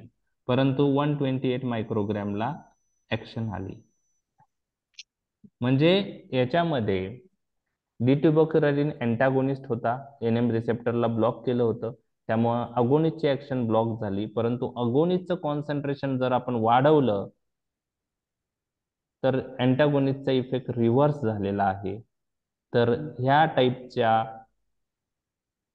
अँटागोनिझम, रिसेप्टर अँटागोनिझम आहे, हा कॉम्पिटिटिव्ह आहे की नॉन कॉम्पिटिटिव्ह? कॉम्पिटिटिव्ह आहे. कारण कॉम्पिटिटिव्ह अँटागोनिझम काय आहे? रिव्हर्सेबल असतं. कॉम्पिटिटिव्ह अँटागोनिझम काय असतं? रिव्हर्सेबल. Competitive equilibrium type. अजून मोर स्पेसिफिक जर बोलायचं झालं तर हे कोणतं अँटागोनिझम आहे? कॉम्पिटिटिव्ह इक्विलिब्रियम टाईपचं. Equilibrium type. कारण अगोनिस्टचं लेवल वाढल्यानंतर अँटागोनिस्टचा इफेक्ट जो होता तो काय झालाय? रिव्हर्स झाला आणि अगोनिस्टला परत ऍक्शन आलेली आहे. तर हे competitive equilibrium type of antagonism आहे. ओके, तर फिनॉमेना कोणता आहे हा? Competitive equilibrium type antagonism. आणि डी ट्युबोक्युरॉलिन कशासाठी वापरतो आपण? Skeletal muscle relaxation. ड्युरिंग नाही, D tubocurarine skeletal muscle relax करतो इथपर्यंत आहे, पण तो कोणत्या कंडिशन साठी वापरतात? कुठं वापरतात? During surgery. Yes yes yes, during surgery, during anaesthesia साठी आपण ते यूज करतो. लक्षात आलं? Okay. During surgery skeletal muscle relax होण्यासाठी वापरतो. लक्षात आलं? आणि ते आपण पॅरेंटल रूटने यूज करतो. Okay okay. आता हा एक डोस रिस्पॉन्स कर्व आहे. Okay, dose response curve. X ऍक्सिसला डोस आहे, वाय ऍक्सिसला रिस्पॉन्स आहे. आणि किती ड्रगचा आपण कम्पेअर करतोय? ड्रग ए, ड्रग बी आणि ड्रग सी. लक्षात आलंय? ड्रग ए चा रिस्पॉन्स पहा, हा असा आहे. ओके, डोस वाढवत वाढवत गेलं तर रिस्पॉन्स असा येतो. ड्रग बी चा रिस्पॉन्स तुम्हाला हा असा दाखवलाय आणि ड्रग सी चा असा आहे. तर एक्स ऍक्सिस वर डोस आहे. जसं जसं आपण इकडे जाऊ तसं तसं डोस काय जास्त डोसला रिस्पॉन्स येतोय. म्हणजे इकडच्या साईडला रिस्पॉन्स आला तर डोस काय लागतो? सुरुवातीलाच कमी. आणि जसं जसं एक्स ऍक्सिस वर पुढे येतो तेव्हा हायर डोसला काय ऍक्शन येते आपण ते पाहतोय. बरोबर आहे? आणि वाय ऍक्सिस वर रिस्पॉन्स आहे. काय आहे? रिस्पॉन्स. ओके, तर यामध्ये काय आहे की एबीसी ड्रग आहेत ते दिलेत, त्यांचा रिस्पॉन्स आपण कम्पेअर करतोय. क्वेश्चन असा आहे की which is the most efficacious drug out of A B C. A is the most efficacious. Most efficacious. कोणता? A is the most Is the most efficacious. efficacious. A. Okay A. Okay. तर ते answer चुकीचं आहे. ए हा most इफिकेशियस नाहीये. Sir बी बी बी. एक लक्षात घ्या, efficacy is related with maximum response. Okay. Efficacy means maximum response Response. Irrespective of the dose. Maximum response कोणत्या ड्रगला आहे? बी. बी ला. द मोस्ट इफिकेशियस म्हणजे मॅक्झिमम रिस्पॉन्स जो आहे तो B ला कशाला आहे? बी. B ला. म्हणजे B is most efficacious. Which is the least potent drug? C. C. Least potent drug. ये आहे नाही. सी सी आहे sir C. Yeah yeah sir. Sir yeah. ते सांगतो मी. Potency depends. आता लिस्ट पोटेंट म्हणलंय बरं का. Potency is related with dose of a drug. जर एखाद्या ड्रगचा डोस कमी लागत असेल, एखादा रिस्पॉन्स येण्यासाठी कमी डोसला रिस्पॉन्स येत असेल, तर तो ड्रग सगळ्यात पोटेंट असतो. सपोज आपल्याला रिस्पॉन्स ह्या लेवल पर्यंत पाहिजे. कोणत्या? ह्या लेवल पर्यंत. ह्या लेवल पर्यंत रिस्पॉन्स आला तरी सफिशियंट आहे. ठीक आहे. तर ह्या लेवल पर्यंत रिस्पॉन्स ज्या ड्रगने सगळ्यात कमी डोसला येईल तो मोस्ट पोटेंट, आणि ज्या ड्रगनी रिस्पॉन्स म्हणजे येण्यासाठी ज्या ड्रगला सगळ्यात जास्त डोस लागेल तो लिस्ट पोटेंट. C. तर सगळ्यात मोस्ट पोटेंट कोणता आहे या तिघात? मग ह्या लेवल पर्यंत रिस्पॉन्स आपण म्हटलं की हा A most. A most potent. हे मोस्ट पोटेंट आहे. आणि आणि C is ला least potent. हा रिस्पॉन्स येण्यासाठी डोस सगळ्यात जास्त लागतो. लक्षात आलं?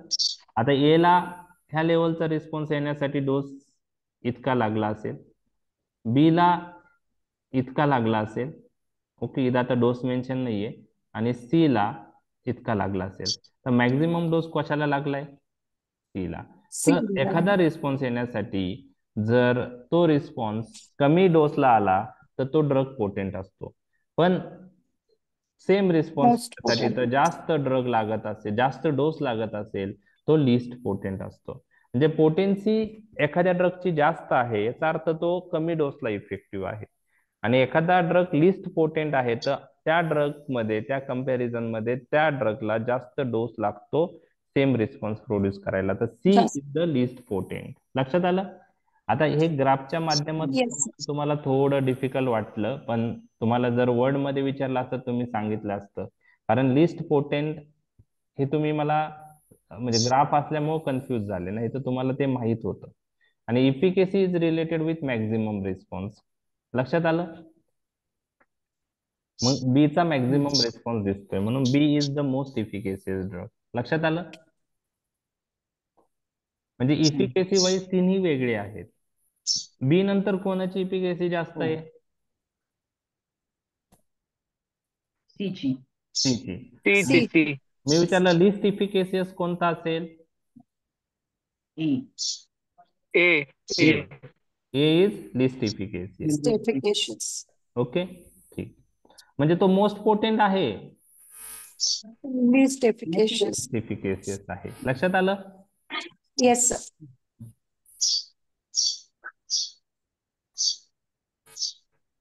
हा, हे तुम्हाला त्रिपाठीमध्ये ज्यांनी वाचलेलं असेल त्यांना ही डायग्राम माहित आहे. ज्यांनी नाही वाचलं, शानबाग वाचलं, त्यांना मे बी माहित आहे का नाही माहित नाही. आता हे काय आहे? डोस रिस्पॉन्स कर्व आहे. काय आहे? Dose response curve.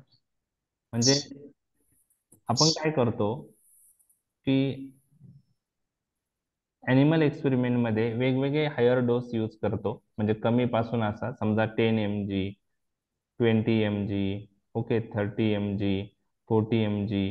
आणि त्यावेळेस जो रिस्पॉन्स येतो तो वाय ऍक्सिस वर जो रिस्पॉन्स येतो तो नोट करतो. आणि एक्स ऍक्सिस वरचा डोस आणि वाय ऍक्सिस वरचा रिस्पॉन्स जे पॉइंटला येतो ते पॉइंट आपण सिलेक्ट करतो आणि ते सगळे कनेक्ट करतो आणि त्यावर हा ग्राफ काढतो, डोस रिस्पॉन्स कर्व. तर हा जो स्ट्रेट लाईन आहे तो कसला ग्राफ आहे? जर आपण अगोनिस्ट यूज केला, फक्त अगोनिस्ट, हा त्यानंतर आपण रिस्पॉन्स पाहिला तर तो असा येतोय. लक्षात आलं कसा येतोय? असा. आता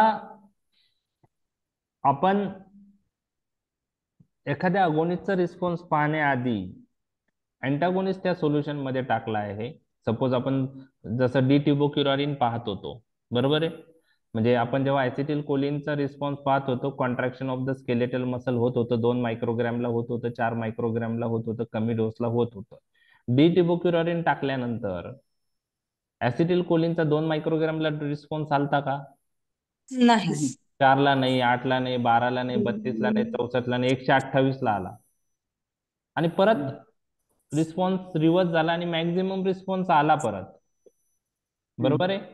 तर आता जेव्हा आपण अँटागोनिस्ट ऍड करतो आणि परत अगोनिस्टचा रिस्पॉन्स पाहिला आणि अगोनिस्टचा रिस्पॉन्स जर असा आला, बरोबर आहे, म्हणजे अगोनिस्टचा रिस्पॉन्स परत अँटागोनिस्टच्या प्रेझेन्स मध्ये आपण पाहिला आणि तो रिस्पॉन्स जर पाहिला तर तो रिस्पॉन्स प्लेन अगोनिस्ट सारखाच आहे, परंतु कोणत्या डोसला आलेला आहे? Higher dose. हायर डोसला आलेला आहे. म्हणजे जो डोस रिस्पॉन्स कर्व आहे अगोनिस्टचा, same in presence of antagonist आलेला आहे, पण कुठं शिफ्ट झालेला आहे? Towards right. राईटला शिफ्ट झाला. आणि हा शिफ्ट कसा आहे पहा, पॅरलर शिफ्ट आहे. Parallel shift. Parallel shift. मग कोणत्या अँटागोनिझमच्या टाइप मध्ये dose response curve in presence of antagonist parallel towards right shift होतो? कॉम्पिटिटिव्ह इक्विलिब्रियम का कॉम्पिटिटिव्ह नॉन इक्विलिब्रियम का non competitive? Competitive equilibrium. Competitive equilibrium reversible. Very good, reversible तुम्ही सांगितलेलं आहे, बरोबर आहे. Give one example of pair exhibiting this phenomena. तुम्ही acetyl choline D ट्युबोक्युरारिनचे एक्झाम्पल द्या. आपण पाहिलंय ते, बरोबर आहे. म्हणजे हे पॅरलर शिफ्ट आहे, टुवर्ड्स राईट आहे. पॅरलर याचा अर्थ जसा अगोनिस्टचा रिस्पॉन्स आहे तसाच मॅक्झिमम रिस्पॉन्स येतो, पण कधी येतो? हायर डोसला. म्हणजे पॅरलर शिफ्ट आहे डोस रिस्पॉन्स कर्व, कुठं आहे? Towards right. पहा अगोनिस्टचा कर्व कसा आहे तसाच इन प्रेझेन्स ऑफ अँटागोनिस्ट अगोनिस्टचा रिस्पॉन्स आलाय, पण ऍट हायर डोसला आलाय. त्याला कॉम्पिटेटिव्ह अँटागोनिझम म्हणता, इक्विलिब्रियम टाईपचं. म्हणजे मी जी आधीची डायग्राम दाखवली होती ना ऍसिटिल कोलिन डी ट्युबोक्युरारिनची, ती जी डायग्राम होती, ओके, त्या डायग्रामचा हा ग्राफ आहे थोडक्यात. लक्षात आलं? ओके, हो sir. लक्षात आलं? ते competitive equilibrium type of antagonism आहे. क्लिअर झालं हे? हो sir. Example acetyl choline D tubocurarine. हे सांगा बरं तुम्ही.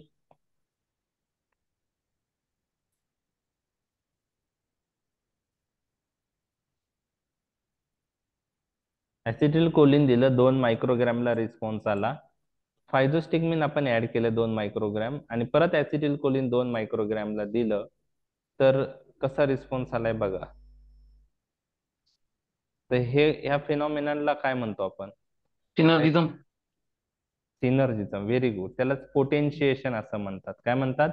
पोटेन्शिएशन. Physostigmine potentiate the action of acetyl choline. लक्षात आलं?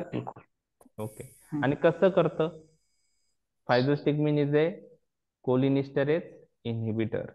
म्हणजे फायझोस्टिग्मिन दिल्याने कोलिनिस्टरेज एन्झाइम इनहिबिट होईल. मग ऍसिटिल कोलिनचं मेटाबॉलिझम काय होईल? कमी होईल. वाढेल. मेटाबॉलिझम कमी होईल. ऍक्शन वाढेल. मेटाबॉलिझम कमी होईल. ऍक्शन वाढेल. म्हणून त्याला पोटेन्शिएट, म्हणजे फायझोस्टिग्मिन potentiate the action of acetyl choline. म्हणजे तुम्ही ग्राफ जरी पाहिला तरी तुमच्या लक्षात येणार आहे. लक्षात आलं? लक्षात आलं? Yes sir.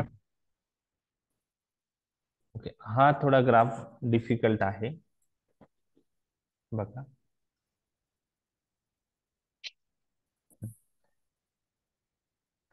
पहा इथं ऍसिटिल कोलिन दिलेला आहे.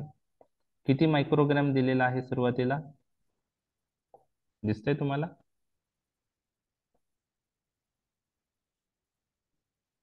3 मायक्रोग्रॅम पर केजी. पर केजी दिलेला आहे. ओके, ठीक आहे. त्याने काय झालेलं आहे, ब्लड प्रेशर काय झालेलं आहे, कमी झाला. कमी झालेलं आहे. बरं, त्यानंतर काय दिलेलं आहे, Atropine. ॲट्रोपिन. ॲट्रोपिन दिल्यानंतर परत ॲसिटिल कोलिन दिलं, 20 मायक्रोग्रॅम पर केजी डोस दिला, म्हणजे 3 मायक्रोग्रॅम पर केजीच्या ऐवजी आता डोस वाढवला. रिस्पॉन्स आला का, नाही. नाही. त्यानंतर अजून वाढवला, 1 मिलीग्रॅम पर केजी डोस दिला, म्हणजे अजून जास्त दिला, आणि त्याच्यामुळं बीपी राईज झालेला आहे. बरोबर आहे. मग ॲसिटिल कोलिन हायपोटेन्सिव्ह इफेक्ट कोणत्या ऍक्शनमुळे करतो, आणि acetyl choline hypertensive effect action कोणत्या रिसेप्टर थ्रू करतो, हा क्वेश्चन आहे. What are the receptor involve in hypotensive and hypertensive action of acetyl choline?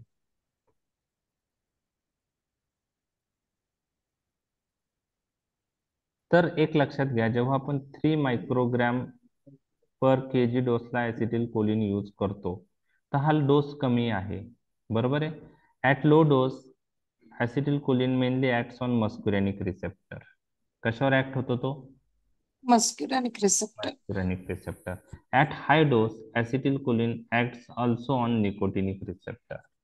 मग आता लो डोसला ॲसिटिल कोलिन यूज केल्यानंतर हार्टवरच्या कोणत्या रिसेप्टरवर तो ऍक्ट होईल, Muscarinic. मस्कुरेनिक. कोणता रिसेप्टर आहे मस्कुरेनिक हार्टवर, M2. M2. हा कोणत्या टाईपचा आहे, GS, GQ, GI? GI GI type आहे. Very good, GI. Inhibitory in nature. मग तो जर ऍक्टिव्हेट झाला ऍसिटिल कोलिनने, तर negative inotropic, chronotropic, dromotropic action होईल. आणि निगेटिव्ह आयनोट्रॉपिक ऍक्शन मग कार्डियाक आउटपुट काय होईल, कमी होईल. कमी ते कमी झाल्यामुळे ब्लड प्रेशर काय होईल, कमी होईल. कमी होईल. म्हणजे हायपोटेन्सिव्ह ऍक्शन कोणत्या रिसेप्टर थ्रू आलेली आहे, M2. M2. आता तुम्ही म्हणाल ऍसिटिल कोलिन हायपोटेन्सिव्ह ऍक्शन देतो, नंतर हायपरटेन्सिव्ह ऍक्शन कशी येते, तर ती मी तुमच्याशी डिस्कस करत आहे. त्यानंतर काय दिलं आपण, आता Atropine. ॲट्रोपिन दिलेला आहे. ॲट्रोपिन दिल्यानंतर ऍसिटिल कोलिन आपण जर 3 मायक्रोग्राम पर केजी डोसला यूज केला, तर ही M2 ऍक्शन येणार नाही. M2 ब्लॉक झालेला आहे आता, कशाने, ॲट्रोपिनने. म्हणजे ब्लड प्रेशर डिक्रीज झाला का, नाही. इव्हन नाही. 20 मायक्रोग्राम पर केजी दिलं तर ब्लड प्रेशर डिक्रीज झाला का, नाही. म्हणजे M2 ऍक्शन काय झालेली ॲट्रोपिननी, ब्लॉक झाली. ब्लॉक झाली. जेव्हा आपण ऍसिटिल कोलिन 1 मिलीग्राम पर केजी डोसला यूज करतो, डोस खूप वाढवला आपण 1 मिलीग्राम पर केजी, तर कोणते रिसेप्टर तो ऍक्टिव्हेट करतो, निकोटिनिक. निकोटिनिक मध्ये 2 प्रकार आहेत, NN आणि NM. NN रिसेप्टर कुठं असता माहिती आहे तुम्हाला, गँगलियन. गँग्लिया. गँग्लिया. मग कोणत्या गँग्लियावर आहे, सिम्पॅथेटिक का पॅरासिम्पॅथेटिक का दोन्ही गँग्लियावर आहे, दोन्ही मध्ये पॅरासिम्पॅथेटिक गँग्लियावर पण आहे, सिम्पॅथेटिक दोन्ही मध्ये पण आहे NN रिसेप्टर. मग NN रिसेप्टर ऍसिटिल कोलिनने ऍक्टिव्हेट केले, तर पॅरासिम्पॅथेटिक गँग्लियामधून पोस्ट गँग्लियोनिक फायबर मधून कसलं रिलीज वाढेल, ऍसिटिल कोलिनचं. कारण पॅरासिम्पॅथेटिक न्यूरोट्रान्समीटर कोणता आहे, ऍसिटिल कोलिन. Acetyl choline. आणि सिम्पॅथेटिक गँग्लिया ऍक्टिव्हेट झाला, तर पोस्ट गँग्लियोनिक सिम्पॅथेटिक फायबर मधून जेव्हा ऍसिटिल कोलिन सिम्पॅथेटिक गँग्लियावर ऍक्ट होतं NN रिसेप्टरवर, तर सिम्पॅथेटिक गँग्लियामधून कसलं रिलीज वाढेल, नॉन एपिनेफ्रिन. नॉरएपिनेफ्रिनचा रिलीज वाढेल. इतकं तर लक्षात आलं तुमच्या. Yes. म्हणजे ऍसिटिल कोलिन हायर डोसला यूज केलं, तर पॅरासिम्पॅथेटिक गँग्लियामधून ऍसिटिल कोलिनचं पॅरासिम्पॅथेटिक गँग्लिया ऍक्टिव्हेट होऊन पोस्ट गँग्लियोनिक फायबर मधून ऍसिटिल कोलिन रिलीज झालं, आणि सिम्पॅथेटिक गँग्लियामधून काय रिलीज झालं, नॉरिफ्रिप. Norepinephrine. आता हे दोघं हार्टकडे आले, तर हार्टवर ह्या दोघांपैकी कोणाची ऍक्शन होईल, कारण आपण काय दिलंय आधी आठवा, ॲट्रोपिन दिल्यामुळे हार्टवर नॉरएपिनेफ्रिन M2 रिसेप्टर आहेत आणि हार्टवर β1 रिसेप्टर आहेत. तर ॲट्रोपिन दिल्यामुळे M2 काय झालेला आहे, ब्लॉक Block. झालं. Block झालं. ऍक्ट होईल का इथं, नाही होणार. मग नॉरएपिनेफ्रिन नाही. जर ऍक्ट झाला इथं β1 वर, तर तो काय करेल, पॉझिटिव्ह क्रोनोट्रॉपिक हा, मग positive chronotropic, dromotropic, inotropic effect, आणि त्याच्यामुळे काय होईल? आयनोट्रॉपिक इफेक्टनी कार्डियाक Hypertension. आउटपुट वाढेल, ब्लड प्रेशर वाढेल. वाढेल. म्हणजे राईज इन ब्लड प्रेशर जी ऍक्शन आहे ऍसिटिल कोलिनची, ही कोणती ऍक्शन आहे? निकोटिनिक ऍक्शन आहे. निकोटिनिक रिसेप्टर ऍक्टिव्हेट झाल्यामुळं ते ऍक्शन आले. लक्षात आलं? कुठले निकोटिनिक रिसेप्टर? गँग्लियावरचे. गँग्लियावरचे लक्षात nicotinic आलं का and तुमच्या? receptor. लक्षात आलं? एन रिसेप्टर ऍक्टिव्हेट झाल्यामुळं ती ऍक्शन आली. म्हणजे हायपोटेन्सिव्ह ऍक्शन कोणते रिसेप्टर ऍक्टिव्हेट झाल्यामुळे आली? M2. आणि M2. हायपरटेन्सिव्ह ऍक्शन कोणते रिसेप्टर ऍक्टिव्हेट झाल्यामुळे आली? NN. NN. आता हे क्रोनिक स्मोकिंग मध्ये हायपरटेन्शन डेव्हलप होतं पहा. का होतं? कारण जे सिगरेट असते त्यामध्ये निकोटीन असतं, बरोबर आहे? सिगरेटमध्ये निकोटीन असतं, आणि जे क्रोनिक स्मोकर्स असतात ते काय रिलीज करतात बॉडीमध्ये? स्मोकिंगमुळे काय रिलीज वाढेल? निकोटीन. आणि निकोटीन कशावर ऍक्ट होईल? निकोटिनिक रिसेप्टरवर. निकोटिनिक रिसेप्टर नावच असं का दिलंय? कारण त्याच्यावर निकोटीन नावाचा सबस्टन्स ऍक्ट होतो, म्हणून निकोटिनिक दिलं. ऍसिटिल कोलिन तर होतोच. मस्कॅरिनिक रिसेप्टर का नाही दिलं? कारण मस्कॅरिन नावाचं सबस्टन्स तिथं बाइंड होतं अगोनिस्ट. मग निकोटिनिक जर रिसेप्टर ऍक्टिव्हेट झाला निकोटिनिक रिसेप्टर जर ऍक्टिव्हेट झाला निकोटीननी, तर निकोटिनिक ऍक्शन मुळे काय होऊ शकतं? ब्लड प्रेशर वाढू वाढू शकतं. लक्षात आलं? तर लक्षात आला, हा थोडा डिफिकल्ट स्पॉट आहे.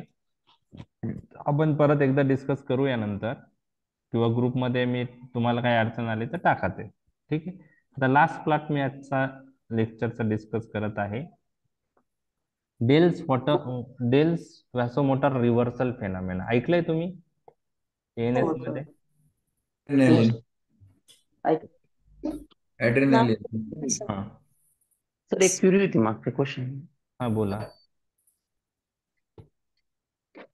आपण इथे सर मागच्या याच्यामध्ये हायपोटेन्शन डेव्हलप होतं, हा, M2. तिथं ऍट्रोपिन दिलेलं असतं आधी म्हणून. नाही. ऍट्रोपिन द्यायच्या आधीच हायपोटेन्शन डेव्हलप होतं सर. ओके, ऍट्रोपिन दिल्यानंतर हायपरटेन्शन. म्हणजे हे कसं आहे, आपण ऍसिटिल कोलिन दिल्याने ऍट्रोपिन आपण 3 मायक्रोग्राम, म्हणजे ऍसिटिल कोलिन काय करेल? ऍट्रोपिन काय करेल? ऍसिटिल कोलिनचे हायपोटेन्सिव्ह ऍक्शन ब्लॉक करेल, बरोबर आहे? आणि त्यासाठी आपण ऍट्रोपिन दिलेला आहे. ऍट्रोपिन द्यायच्या आधी ऍसिटिल कोलिन मुळे हायपोटेन्शन झालेलं आहे. ओके, ऍसिटिल कोलिन मुळे हायपोटेन्शन झालेलं आहे ते. लक्षात आलं का? आणि मग ऍट्रोपिन ओके. दिलं. ऍट्रोपिनने ऍसिटिल कोलिनची हायपोटेन्सिव्ह M2 ऍक्शन ब्लॉक झाली, आणि त्यानंतर हाय डोसला ऍसिटिल कोलिनची निकोटिनिक ऍक्शन आली, आणि त्यामुळं हायपरटेन्शन डेव्हलप झालं. अच्छा, ओके. ओके. म्हणजे ऍक्शन ऍसिटिल कोलिनचीच आहे, परंतु तू ऍसिटिल कोलिनची पहिली ऍक्शन जी आहे हायपोटेन्शन, ती मस्कुरेनिक रिसेप्टर थ्रू आहे, आणि नंतरची जी हायर डोसला action nicotinic. Nicotinic receptor through आहे. Okay, okay. थँक्यू. ओके. आता हा डेल्स व्हॅसोमोटर रिव्हर्सल जो आहे ग्राफ, हा काय आहे की जेव्हा आपण ऍड्रेनालिन देतो, ओके, ऍड्रेनालिन देतो त्यावेळेस ऍड्रेनालिन काय करतो की इनिशियली ब्लड प्रेशर वाढतं आणि नंतर काय होतं? ते कमी होतं. तर हे कशामुळे होतं? तर हे अल्फा रिसेप्टरमुळे व्हॅसोकॉन्स्ट्रिक्शन होतं. ओके. आणि सॉरी, अल्फा रिसेप्टर ऍक्टिव्हेट झाल्यामुळं व्हॅसोकॉन्स्ट्रिक्शन होतं, अल्फा 1 अल्फा 2, आणि व्हॅसोकॉन्स्ट्रिक्शनमुळं ब्लड प्रेशर वाढतं. आणि जेव्हा ॲड्रेनालिनचं कॉन्सन्ट्रेशन कमी होतं तेव्हा तो मेनली बीटा 2 रिसेप्टरवर ऍक्ट होतं, आणि बीटा 2 रिसेप्टरवर ऍक्ट होऊन व्हॅसोडायलेटेशन होऊन ब्लड प्रेशर काय होतं? कमी होतं, बरोबर आहे. त्यानंतर आपण टोलाझोलिन दिलं. टोलाझोलिन हा अल्फा ब्लॉकर आहे. काय आहे? अल्फा ब्लॉकर आहे. तर अल्फा ब्लॉकरमुळे थोडं ब्लड प्रेशर कमी होऊन परत नॉर्मल होतं. हे नाही लक्षात ठेवलं तरी चालेल. टोलाझोलिन दिल्यानंतर परत ॲड्रेनालिन आपण दिलं 2 मायक्रोग्रॅम पर केजी. तर त्यानंतर इनिशियली आपल्याला रिस्पॉन्स कसा आला होता? Initially rise in blood pressure followed by decrease blood pressure. तर अल्फा ब्लॉकर दिल्यानंतर ॲड्रेनालिन यूज केलं तर फक्त काय होतंय? Fall in blood pressure. तर हे का होतं? राईज इन ब्लड प्रेशर का नाही होत? कारण ह्या टोलॅझोलिननी कोणते रिसेप्टर ब्लॉक केलेत? अल्फा. अल्फा ऍक्शन न आल्यामुळं राईज इन ब्लड प्रेशर झालेलं नाही. नाही. ओके. फक्त बीटा 2 मेडिएटेड व्हॅसोडायलिटेशन होऊन डिक्रीज ब्लड प्रेशर होतं. तर what phenomena does the graph show? तर तुम्हाला लिहायचं डेल्स व्हासोमोटर रिव्हर्सल, आणि तो का होतो त्याचं रिझन द्यायचंय. Due to blockage of alpha receptor there is no rise in blood pressure after using adrenaline, and adrenaline only produce decrease blood pressure due to vasodilation produced through activation of which receptor? Beta beta 2. Beta. तर हे dells vasomotor reversal आहे. तर 26 spot आपण discuss केले. एक दोन शेवटचे पॉटचं explanation जेव्हा येईल ग्रुपवर तुम्हाला सगळ्यांचे आन्सर त्यावेळेस तुम्हाला अजून चांगलं कळेल. आता थोडं अवघड वाटतंय ते, कारण ते ग्राफ तुम्ही कधी बघितलेले नाहीये. तर आपण most of the spots cover केलेत, म्हणजे तुमचं 10 मार्क्सचं प्रिपरेशन आज संपलंय असं म्हणू शकतो आपण.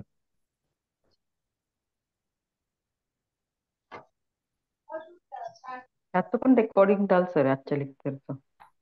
हो, रेकॉर्डिंग आहे ना, चालू आहे. 2 मिनिटं मला बघू द्या. हो, आहे चालू. त्याचं रेकॉर्डिंग मी टाकतो, तुम्ही ते परत बघा. याची एकदा पीडीएफ, बघू. हा तुम्हाला पीडीएफ मी पाठवतो, ते बघा आणि मग तुम्ही हे करा. ठीक आहे. तर हे स्पॉट येणार आहेत ना एक्झाम मध्ये का अजून पण दुसरे? नाही नाही, 26 पैकी 5 कोणतेही येतील.